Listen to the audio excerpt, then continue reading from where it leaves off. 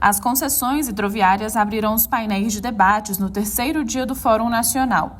Participaram o secretário nacional de hidrovias, Gino Batista, o diretor-geral da ANTAQ, a Agência Nacional de Transportes Aquaviários, Eduardo Neri, e os superintendentes de projetos portuários e aquaviários da Infra-SA, Fernando Correia dos Santos. O que está sendo trazido à iniciativa privada para nos dar esse apoio em uma parceria de longo prazo são algumas atividades específicas que estão previstas na 10233 como sendo competência do DENIT, né? Que vai continuar executando essas competências nos demais rios, nos demais trechos. Inclusive, a gente entende, em termos de política pública, que ao fazer as concessões, a gente vai conseguir liberar o DENIT para os outros 60 mil quilômetros de rios que a gente não consegue hoje atuar. Então, a gente consegue, ao tirar o DENIT de alguns desses rios, que são certamente os prioritários hoje, a gente vai... Essa é a política para conseguir ampliar a nossa malha navegável. Diante da modelagem que foi feita, a gente está muito seguro que a tarifa está num campo de atratividade ali muito grande, né? Então, assim, a gente tem referências de que até a faixa de $1 uma tarifa para transportar aquele volume que tem ali no Madeira, no Paraguai, seriam ainda tarifas que tornariam um modal hidroviário atrativo ainda, né, comparado com os demais modais. E a gente está numa tarifa aí que está, né, bem abaixo desse valor.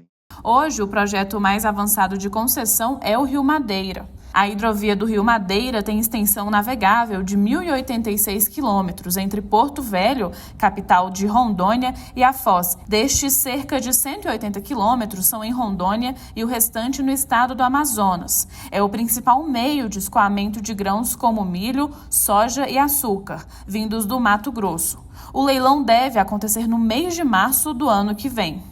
O governo federal espera lançar o edital ainda esse ano. A Secretaria Nacional de Hidrovias também prepara os estudos para as concessões do Rio Paraguai e da Lagoa Mirim e nos próximos meses vai começar a estudar o Tapajós, Tocantins e a Foz do Amazonas. A hidrovia, por si só, é um tema que busca, né, um equilíbrio da matriz de transporte. Mas como tratar da hidrovia não só como um fim em si mesmo, mas como fazer um projeto de concessão hidroviária onde a gente possa fazer uma adequada alocação de recursos, fazer investimentos adequados, compatibilizar e ter um alinhamento de todos esses investimentos que já são feitos, de certa forma, pelo DENIT, e muitas vezes pela iniciativa privada, mas como a gente pode coordenar e tirar o máximo proveito deles e alocar melhor esses recursos, né? Os gargalos e as burocracias que ainda atrapalham o desenvolvimento do setor portuário no Brasil foram discutidos no segundo painel. Já as ações para atender às demandas do comércio internacional foram debatidas por líderes do setor privado. Diretores de terminais portuários destacaram as travas que ainda amarram o desenvolvimento dos terminais. Eu tenho hoje 450 milhões de reais em caixa para aumentar em quase 500 mil teus, 400, 500 mil teus de capacidade em Santos. Esse investimento era para ter começado a ser realizado há 3 meses atrás. Eu não tenho a licença do IBAMA para fazer. O dinheiro está no caixa, os equipamentos estão comprados, a empresa de engenharia selecionada, e está lá no meu pescoço, quando eu começo.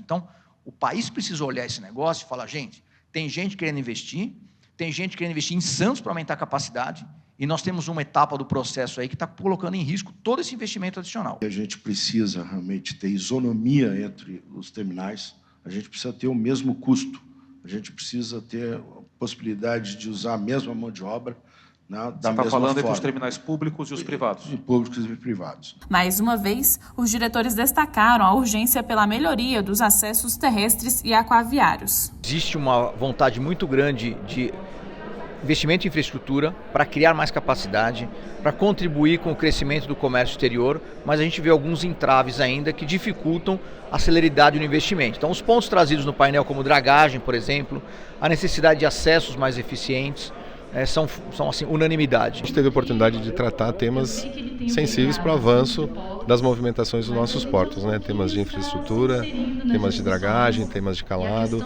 temas também da mudança legal que está em andamento. Então, muito importante poder debater isso e trazer ao público, né, as expectativas que a gente tem para que a gente possa melhorar a nossa gestão em infraestrutura e principalmente nos portos brasileiros. Ou seja, por exemplo, dragagem, eu não tenho um planejamento a respeito do aprofundamento nos diversos portos. E quando existe algum planejamento, existe alguma obra, não tem a segurança jurídica para levar ela ao seu término. Um exemplo disso é Itajaí.